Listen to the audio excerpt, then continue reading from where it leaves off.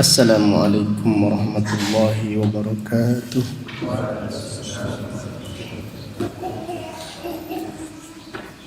Innal hamdalillah nahmaduhu wa nasta'inuhu wa nastaghfiruh wa na'udzu billahi min shururi anfusina wa min sayyiati a'malina. May yahdihillahu fala mudilla lahu wa may yudlil fala hadiya lahu. Wa asyhadu an la ilaha illallah wahdahu la syarika lah wa asyhadu anna Muhammadan abduhu wa rasuluh. Amma ba'du, fa inna asdaqal hadithi kitabullah wa khairal hadi hadi Muhammadin sallallahu alaihi wasallam wa syarral umuri muhdatsatuha wa kullu muhdatsatin bid'ah wa kullu bid'atin dhalalah wa kullu dhalalatin finnar. Allahumma faqihna fid din wa 'allimna at-ta'wil. Allahumma 'allimna ma yanfa'una wanfa'na bima 'allamtana wa zidna ilman wa aslih lana sya'nana kullah wa la takilna ila anfusina tarfata ainin. Alhamdulillah, pada pagi ini hari Jumat tanggal 9 bulan Safar tahun 1448 Hijriah,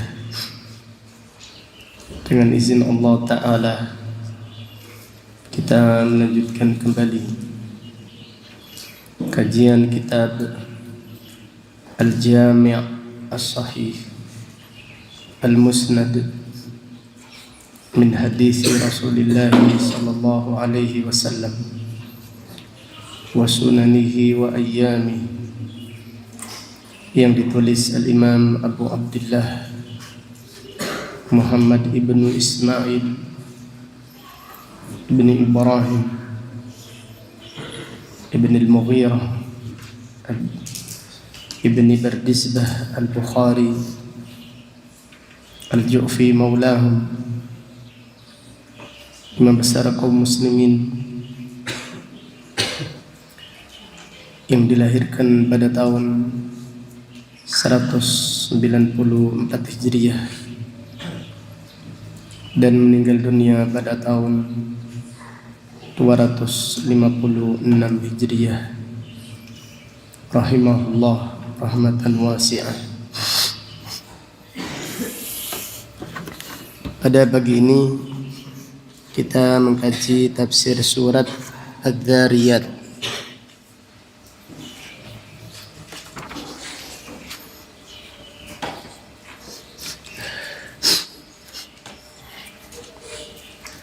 Al-Imam Bukhari rahimahullah membawakan ayat yang pertama dari surat Adz-Dzariyat.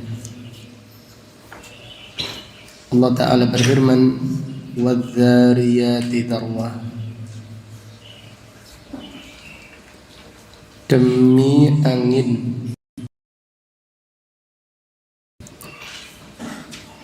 dan menjadikan debu berterbangan. Falhamilati wiqra. Demi awan yang membawa beban air yang berat. Faljariyati yusra. Demi kapal yang berlayar di lautan dengan mudah. Fal muqassimati amra. Demi malaikat yang mengatur urusan makhluknya atas perintah Allah. Jadi pada ayat-ayat ini Allah Subhanahu wa taala bersumpah dengan makhluk-makhluknya. Allah bersumpah dengan angin. Allah bersumpah menyebut awan. Allah bersumpah menyebut kapal yang berlayar menembus ombak dengan mudah atas izin Allah. Demikian pula Allah bersumpah menyebut malaikat-malaikatnya yang mengatur, yang membagi urusan makhluk atas perintah dari Allah Subhanahu wa ta'ala. Allah bersumpah menyebutkan makhluknya untuk menunjukkan perkara-perkara yang disebutkan adalah perkara yang aku. Aqsamallahu bil makhluqat li'idhamiha. Allah bersumpah menyebutkan makhluk karena keagungan apa-apa yang telah disebutkan oleh Allah. Dan Allah bersumpah dengan makhluk sesuai dengan kehendaknya. Adapun kita, orang-orang yang beriman, tidak boleh bersumpah kecuali menyebut Allah atau sifat-sifatnya, menyebut asmaul husna, nama-namanya dan sifat-sifatnya. Nabi SAW bersabda, "Man kana halifan falyahlif billah, wa man halafa bi ghairillah faqad kafara aw asyraka." Siapa yang bersumpah, hendaklah ia bersumpah menyebut Allah, wallahi, tallahi. Dan siapa yang bersumpah dengan selain Allah, maka ia telah melakukan kekufuran atau kesyirikan. Wa man kafara bi ghairillahi faqad kafara aw asyraka. Dia bersumpah dengan selain Allah adalah kekufuran atau kesyirikan. Tidak boleh seseorang bersumpah menyebut demi ayah, demi ibu yang melahirkan aku, demi Nabi, demi Rasulullah sallallahu alaihi wasallam. Tidak boleh.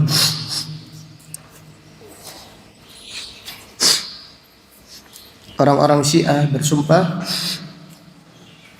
demi Husain, demi Fatimah Az-Zahra. Ini kekufuran, ini kesyirikan. Dan juga tidak boleh kita bersumpah menyebutkan tanah air, demi tanah air, demi tumpah darah.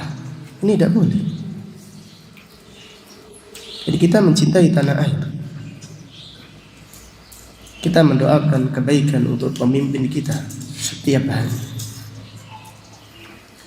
Kita berdoa, Rabbi ja'al hadal balada amin, setiap saat, setiap hari. Ya Allah, jadikanlah negeri ini negeri yang aman. Tetapi tidak boleh bersumpah menyebutkan negeri demi tumpah darah, demi negeriku, demi tanah air. Ini tak boleh. Ini kesyirikan, ini kekufuran. Demikian pula larangan bersumpah menyebut amanah. Ada orang yang menjaga amanahnya dengan baik.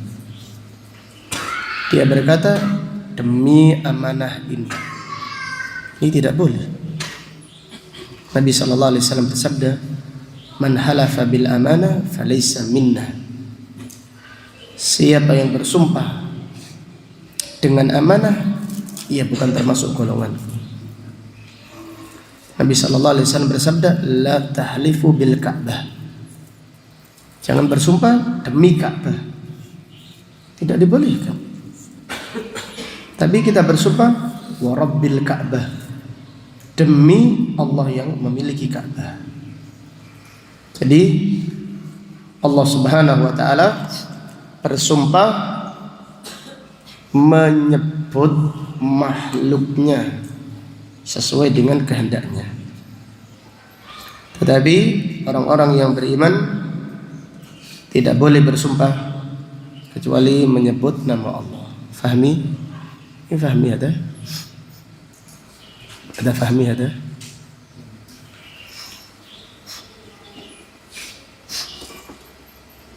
Fahmi, apa hukumnya bersumpah dengan menyebut tanah air, demi negeriku?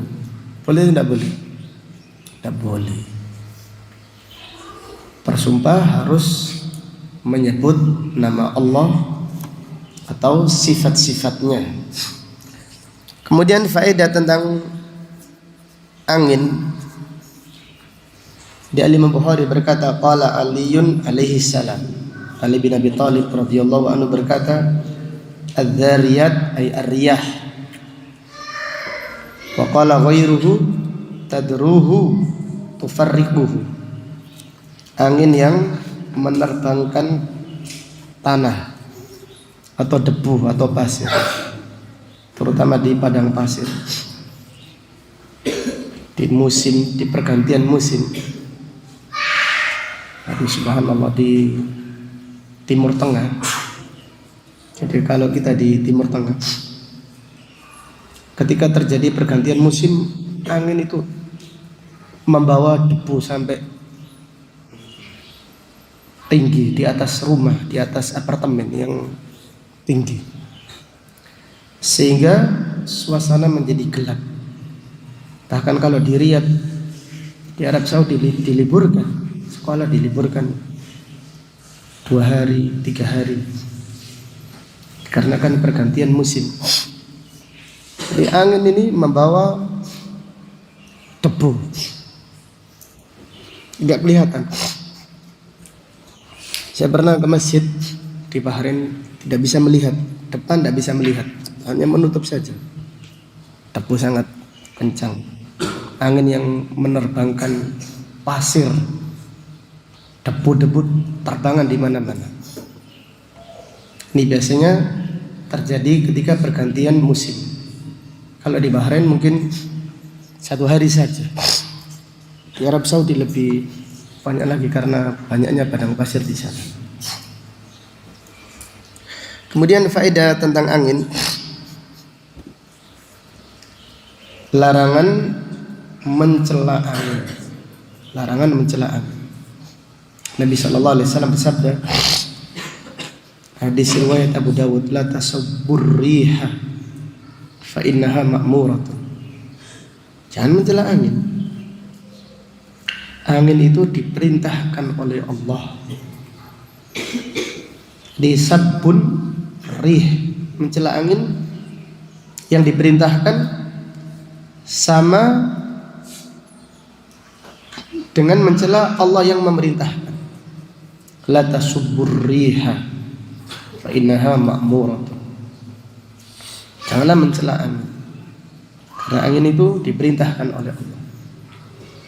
Orang-orang jahiliyah apabila ada angin kencang disorai, angin itu disorai, mereka tepuk tangan, mencela angin, menyorai angin. Ada yang melempar dengan nasi, melempar dengan apa yang ada di rumahnya, cangkul dilemparkan. Jadi benda-benda tajam dilempar untuk mengusir angin. Ini jahiliyah, di jahiliyah. Jadi mencela angin sama dengan mencela Allah Subhanahu wa taala. Jadi kalau ada angin, berdoalah kepada Allah. Minta kepada Allah, inni as'aluka khaira hadar rih wa khaira ma fihi wa khaira ma ursilat fihi. Ya Allah, aku minta kebaikan angin ini, kebaikan yang ada di dalamnya, dan kebaikan untuk apa ia diperintahkan. Wa a'udzubika min syarri hadar rih. Aku berlindung kepadamu dari keburukan angin ini, keburukan yang ada di dalamnya, wa syarri ma fiha wa syarri ma ursilat fiha.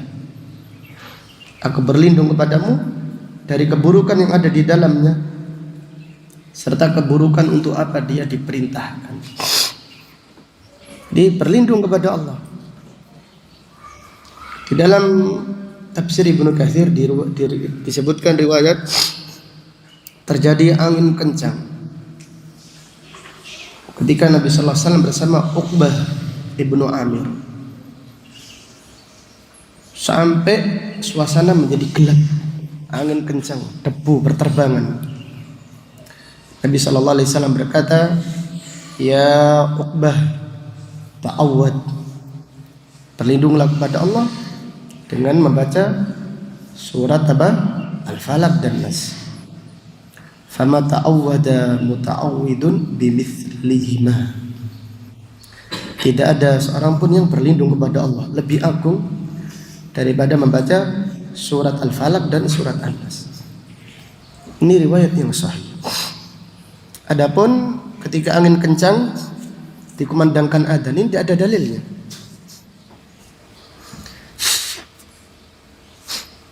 Jadi ketika ada angin kencang mengumandangkan adzan, ini tidak ada dalilnya, tidak ada contohnya dari Rasulullah sallallahu alaihi wasallam.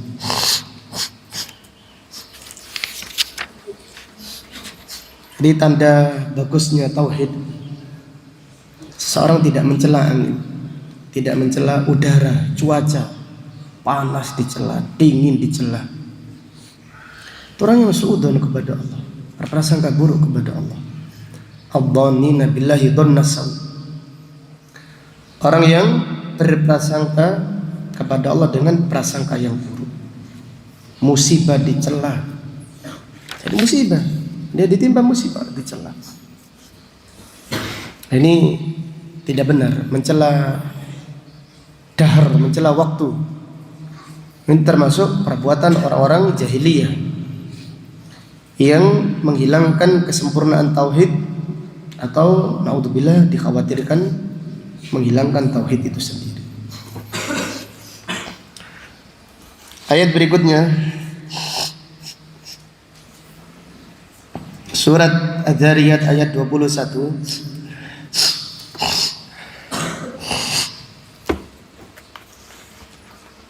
Allah Ta'ala berfirman, wa fi anfusikum afala tubsirun.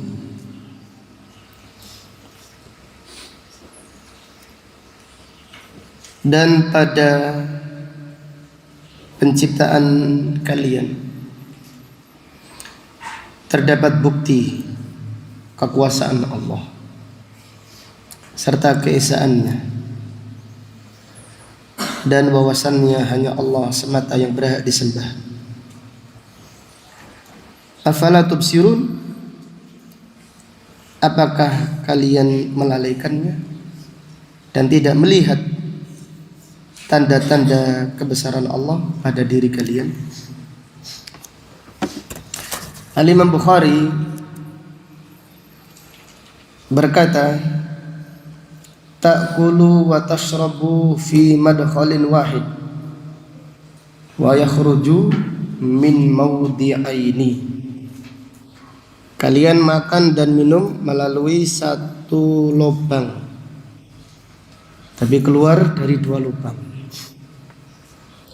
depan dan belakang. Ini tidak terjadi dengan sendirinya. Ini adalah bukti sempurnanya kekuasaan Allah. Kita semua dahulu berbentuk setetes air mani, sperma. Kemudian menjadi segumpal darah, lalu menjadi segumpal daging, kemudian berbentuk kepala, tangan, perut, paha, dan kaki. Allah membentuk wajah kita. Itu semuanya adalah tanda kekuasaan Allah Subhanahu wa ta'ala. Allah berfirman, afara'aitum ma tumnun a antum takhluqunahu am nahnul khaliqun. Tidakkah kalian melihat sperma yang kalian keluarkan? Apakah kalian yang menciptakan? Apakah kalian wahai manusia yang membentuk sperma tadi sampai menjadi manusia lain? Am nahnul khaliqun, ataukah kami yang menciptakan? Jadi Allah Subhanahu wa ta'ala memberi pelajaran kepada manusia dari diri mereka sendiri. Wa fi anfusikum afala tubsirun, dan pada diri kalian. Kalau mau tadabbur alam, jangan jauh-jauh, lihatlah diri kalian.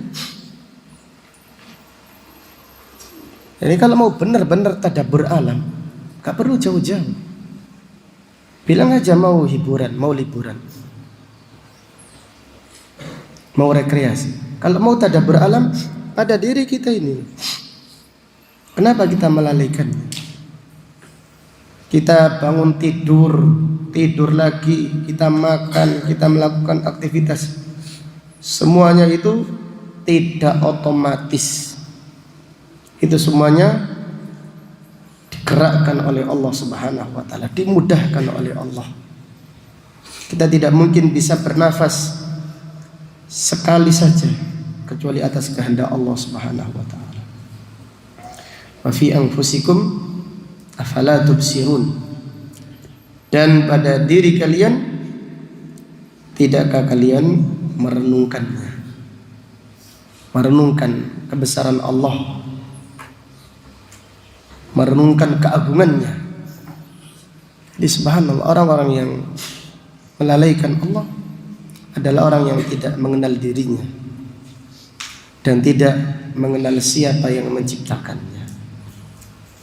Jadi orang yang lalai adalah orang yang lupa, orang yang tidak mengagungkan Allah Subhanahu wa ta'ala. Jadi al-ibadah, para ulama mengatakan qadru al-ibadah wa qadru tarkil maksiyah bi qadri ta'dhimillah. Jadi mengerjakan ketaatan, meninggalkan maksiat sesuai dengan berapa besar kita mengagungkan Allah. Semakin kita mengagungkan Allah, semakin semangat di dalam mengerjakan ketaatan, semakin jauh dari kemaksiatan. Jadi semakin kita mengagungkan Allah Subhanahu wa ta'ala, semakin mengenal Allah, semakin mengagungkannya, kita semakin dekat dengan Allah, semakin mencintainya, semakin dekat, semakin jauh dari maksiat. Jadi adapun orang yang malas, itu orang yang kecil, jadi sedikit pengagungannya kepada Allah. Padahal Allah menciptakannya untuk apa? Allah menciptakan sebagaimana pernyataan Syekh Hafidz Al-Hakami, man nadara ila mafasilihi wa ila jasadihi, siapa yang melihat tulang persendiannya, siapa yang melihat bentuk tubuhnya, arafa innama khuliqat li ibadatillah, dia akan mengetahui kalau dia itu diciptakan untuk beribadah kepada Allah. Wa ma khalaqtul jinna wal insa illa liya'budun. Jadi kenapa orang malas ibadah? Kenapa orang itu menerjang maksiat? Kenapa kita malas beribadah? Kenapa kita tidak berhenti dari maksiat? Jawabannya karena kita kurang mengagungkan Allah. Kita tidak mengenal, seakan-akan kita ini bukan hamba Allah. Jadi kurang pengagungannya. Jadi fi'lut ta'ah wa tarkul maksiyah biqadri ta'dimillah, sesuai dengan pengagungan kita kepada Allah. Jadi apabila kita semakin dekat dengan Allah, ya karena kita semakin mengagungkan Allah, semakin jauh dari maksiat. Tapi kalau kita kurang pengagungannya kepada Allah, kurang pula ketaatan kita, dan kurang pula jauhnya kita dari kemaksiatan. Oleh karenanya hendaklah kita selalu mentadaburi makhluk ciptaan Allah, terutama pada diri kita sendiri. Wa fi anfusikum afala tubsirun. Kita bangun tidur, kita mau tidur lagi, kita lalai tidur. Subhanallah, tidur, nyawa kita itu loh diambil oleh Allah, naik menuju Allah, namun kita tidak menghayatinya. Kita tidak merasakannya, tidak mentadaburinya, tidak merenungkannya. Renungkan nyawa kita ketika mau tidur diambil oleh Allah Subhanahu wa taala. Kalau kita bangun dikembalikan lagi oleh Allah. Jadi ini menunjukkan orang-orang yang merenungkan makhluk ciptaan Allah, tanda hatinya itu hidup, matanya melek. Jadi orang yang tidak bisa mentadaburi makhluk ciptaan Allah, mata hatinya tertutup. Allah berfirman, la ayatin liulil albab, tanda-tanda kebesaran Allah bagi orang yang memiliki lubbun. Lub itu hati yang paling dalam, lubbul qalb, ghilafu al-qalb, lubbun. La ayatin liulil albab. Subhanallah. Sampai-sampai di antara salaf, Hasan al-Basri atau Umar bin Abdul Aziz, memberi pelajaran tentang kelalaian, tentang lalainya manusia. Ma ra'aitu al-yaqina asbaha bisakti minal maut. Aku tidak melihat keyakinan lebih mirip keraguan melebihi kematian. Artinya apa? Kematian ini yakin, semua orang yakin.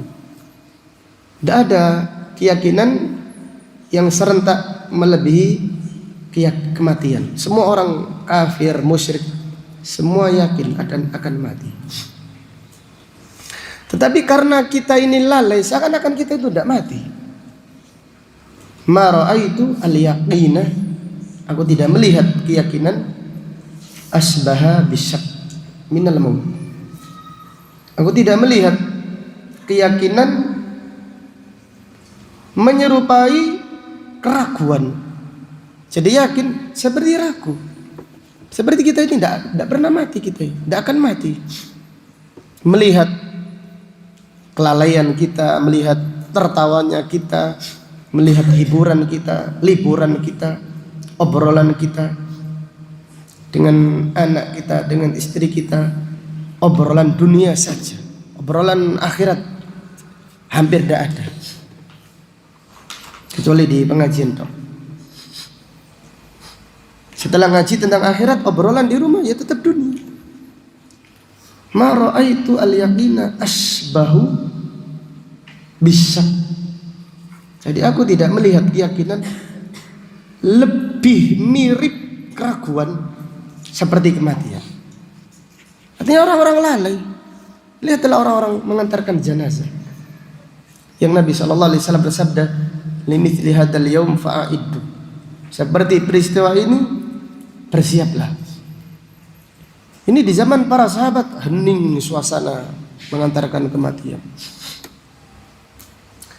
Bahkan Nabi SAW menjenguk orang sakit, hening, ingat kematian. Karena setelah sakit apa? Umumnya orang sebelum meninggal dunia sakit. Kita ini ketika sakit saja tidak ingat mati, apalagi ketika sehat. Kalau kita sakit tidak ingat kematian, apalagi kita sehat. Ini benar. Apalagi kita sekarang hidup di zaman lalai. Hidup di zaman ghaflah. Illa man rahimallah. Kecuali orang-orang yang dirahmati Allah.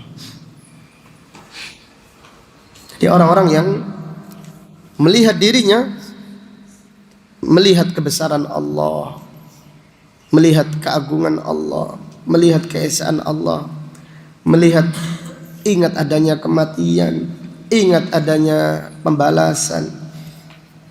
Tidak hanya ingat sekarang toh. Jadi orang yang ingat mati itu melihat, tidak merem. Jadi orang yang tidak ingat kematian, orang-orang umum mengatakan orang itu semerem, orang itu sudah merem. Orang tega itu orang yang merem karena tidak ingat. Tidak ingat kesalahannya, tidak ingat kematian. Naudzubillah. Wallahu ta'ala alam. Di ayat ini menjelaskan pentingnya merenungkan kebesaran Allah pada diri kita masing-masing. Ya, kita melihat jari saja nih, lihat subhanallah. Melihat segalanya subhanallah, jari, sidik jari, ruas jari. Melihat mata. Nikmat mata ini loh. Subhanallah, di dalam hadis yang diperselisihkan para ulama, tetapi maknanya sahih. Ibadah kita 500 tahun tidak bisa menebus nikmat mata, tidak bisa. Apalagi nikmat yang lain, nikmat nafas, nikmat anggota tubuh.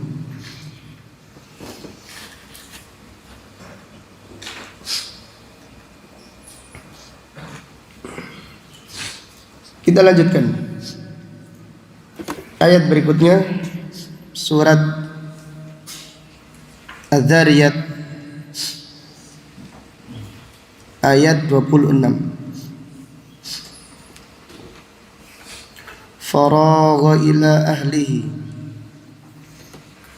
faja'a bi'ijlin samin faqarrabahu ilaihim qala ala ta'kulun. Ayat 26 Allah Ta'ala berfirman, faragha ay adalah wa mala khufyatan. Nabi Ibrahim alaihi salatu wassalam ketika kedatangan tamu berwujud manusia. Tamunya ini malaikat-malaikat yang mulia.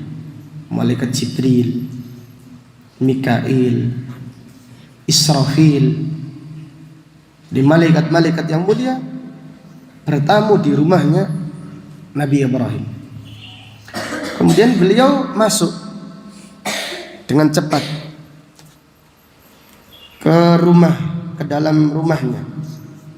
Faja'a bi'ijlin samin. Nabi Ibrahim datang membawa sapi muda yang dipanggang di atas batu. Itu panggangan yang paling lezat.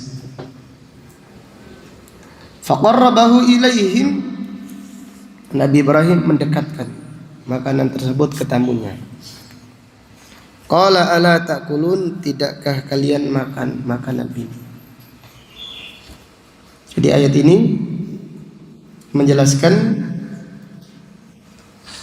kalau Nabi Ibrahim adalah seorang yang berakhlak mulia. Beliau sangat memuliakan tamu. Sampai-sampai Nabi Ibrahim dijuluki Abu Diyafah, bapak orang-orang yang memuliakan tamu. Jadi memuliakan tamu dicontohkan oleh Nabi Ibrahim alaihi salatu wassalam. Bagaimana adab memuliakan tamu? Di antaranya menyambut dengan wajah yang berseri-seri. Ahlan wa sahlan, ahlan wa sahlan. Tidak seperti kita, ada tamu langsung berkata, sampean kok datang jam segini. Tamunya sudah tidak nyaman sudah. Disambut marhaban setelah salam. Assalamualaikum. Waalaikumsalam. Masya Allah, ahlan wa sahlan. Jadi menggembirakan tamu. Kata Nabi SAW, man kana yu'minu billahi wal yawmil akhir falyukrim dhaifahu. Siapa yang beriman kepada Allah dan hari akhir, hendaklah ia memuliakan tamunya. Jadi memuliakan tamu hukumnya wajib. Disambut.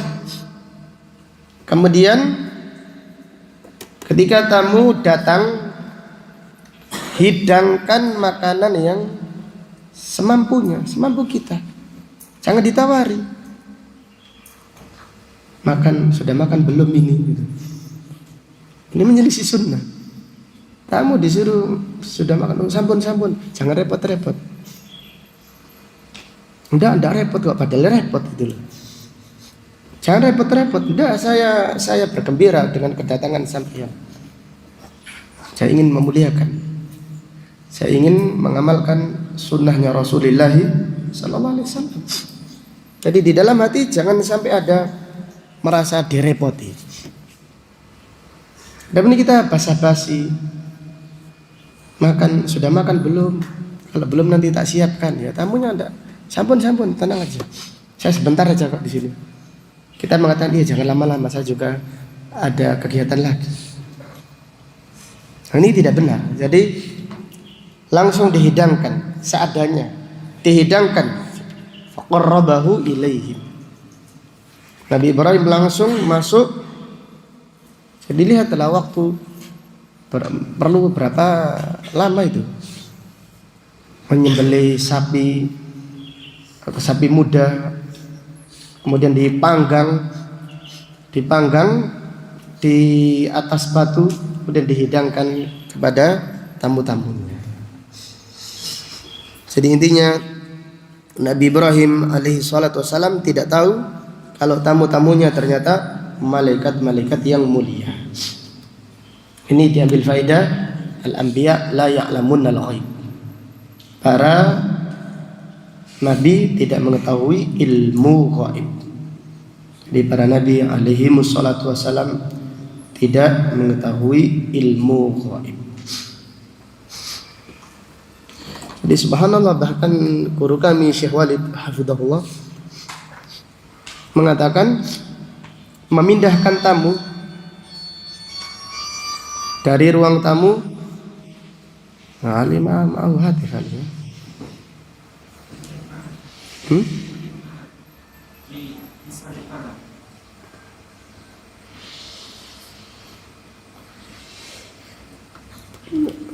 La yahmilu aliyah.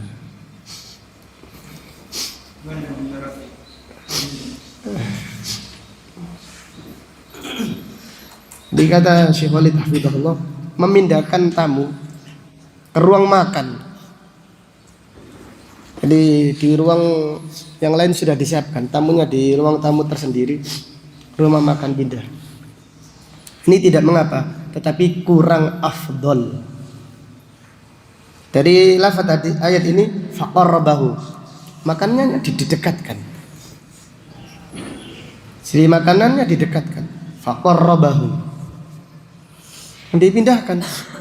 Jadi tamunya dipindahkan di rumah, di ruangan berikutnya. Karena rumahnya masya Allah, ruangannya banyak. Ruang sambutan, ruang ngobrol, ruang makan tersendiri. Ini tidak mengapa, tetapi kurang afdol. Nabi Ibrahim mendekatkan makanan, faqarrabahu, mendekatkan. Jadi menghidangkan makanan semampunya dan juga mendekatkan. Ini termasuk adab di dalam memuliakan tamu. Kemudian diantaranya, ini yang paling penting, menjadikan tamu nyaman di rumah kita. Menjadikan tamu nyaman. Jadi kalau tamu kita ini merasa sungkan, merasa tidak enak, cepat-cepat keluar, berarti kita kurang sambutan kita. Jadi kurang meriah atau kurang, bukan masalah meriahnya, sambutannya kurang membahagiakan. Jadi hendaklah tamu yang ada di rumah kita merasa bahagia. Jadi orang-orang yang mulia, subhanallah. Jadi banyak yang bercerita, saya tidak pernah merasakan dimuliakan tamu seperti di rumah fulan. Masya Allah, orangnya dermawan, memuliakan tamu. Allahumma barik. Jadi itu sunnahnya Rasulullah sallallahu alaihi wasallam. Kita lanjutkan ayat berikutnya. Fasakkat wajhaha, ayat 29.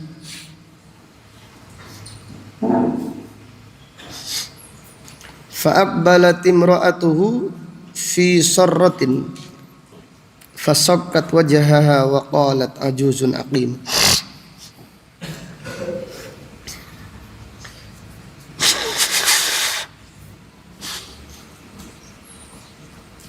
Ketika istrinya Nabi Ibrahim, Ibunda Sarah mendengarkan kabar gembira para malaikat, tiba-tiba Ibunda Sarah berteriak dan menampar wajahnya karena keheranan. Wa qalat ajuzun aqim. Ibunda Sarah berkata, bagaimana aku melahirkan sedangkan aku sudah tua dan mandul. Para malaikat menjawab, qalu kadzalik qala rabbuki innahu huwal hakimul alim. Demikian yang terjadi. Engkau akan punya anak sebagaimana yang difirmankan oleh Tuhanmu. Sesungguhnya Dia Allah Maha mengetahui, Maha bijaksana lagi Maha mengetahui. Kembali kepada tamunya Nabi Ibrahim. Dihidangkan makanan tapi mereka tidak makan. Fa'aujasa minhum khifah. Nabi Ibrahim pun ketakutan. Nabi Ibrahim alaihi salatu wasallam ketakutan. Qaulu la takhaf. Para malaikat berkata, janganlah engkau takut. Wa basyaruhu bihulamin alim. Kemudian mereka memberi kabar kepada Nabi Ibrahim akan lahirnya seorang anak yang memiliki ilmu yang tinggi, yaitu Nabi Ishak alaihi salatu wassalam. Jadi Nabi Ibrahim tidak tahu ternyata tamu-tamunya adalah malaikat Jibril, Mikail, Israfil, diutus oleh Allah untuk mengadab kaumnya Nabi Lut. Terlebih dahulu mendatangi rumahnya Nabi Ibrahim. Ini diambil faedah. Para ulama menyatakan istihbabu ziyarati sholihin, disunahkan menziarahi orang-orang soleh. Ziarah bukan karena keperluan. Istihbabu ziyarati as-sholihin. Jadi malaikat Jibril sebelum mengadab kaumnya Nabi Lut terlebih dahulu menziarahi rumahnya Nabi Ibrahim alaihi salatu wassalam. Di Nabi Ibrahim tidak tahu awalnya kalau mereka adalah malaikat-malaikat yang mulia. Ini juga menunjukkan kalau para nabi alaihi salatu wassalam tidak mengetahui ilmu ghaib. Dan para malaikat tidak makan. Jadi malaikat itu tidak makan, tidak minum, tidak tidur, tidak menikah, tidak memiliki keturunan. Jadi mereka beribadah kepada Allah Subhanahu wa taala terus menerus. Yusabbihuna al-laila wan nahara la yafturun. Mereka selalu bertasbih di malam hari dan di siang hari, tidak bosan-bosan, tidak capek dan tidak berhenti. Al-Imam Bukhari berkata, fasaqat ay fajama'at asabi'aha wa darabat bihi jabhataha. Ibunda Sarah mengumpulkan jari-jarinya lalu memukulkan ke dahinya. Fadarabat bihi jabhataha. Beliau melakukan ini karena heran, takjub akan lahirnya seorang anak dari dia. Padahal ketika itu usianya Nabi Ibrahim 99 tahun. Ibunda Sarah juga sudah tua dan mandul. Wa qalat ajuzun aqil. Aku sudah tua, aku sudah mandul, bagaimana mungkin aku punya anak? Para malaikat menjawab, qalu kadzalik. Demikianlah Allah mentakdirkan untukmu. Allah sudah mentakdirkannya. Janganlah engkau heran dengan kekuasaan Allah. Innahu huwal hakimul alim. Sesungguhnya Allah Maha bijaksana lagi Maha mengetahui. Wallahu taala alam. Sampai di sini kajian kita pada pagi hari ini. Insyaallah akan kita lanjutkan pada kajian yang berikutnya. Jazakumullahu khairan wa barakallahu fikum. Subhanakallahumma bihamdik asyhadu an la ilaha illa anta astaghfiruka wa atubu ilaik. Wa sallallahu ala nabiyyina Muhammad wa ala alihi wa sahbihi wa sallama taslima walhamdulillahi rabbil alamin. Assalamualaikum warahmatullahi wabarakatuh.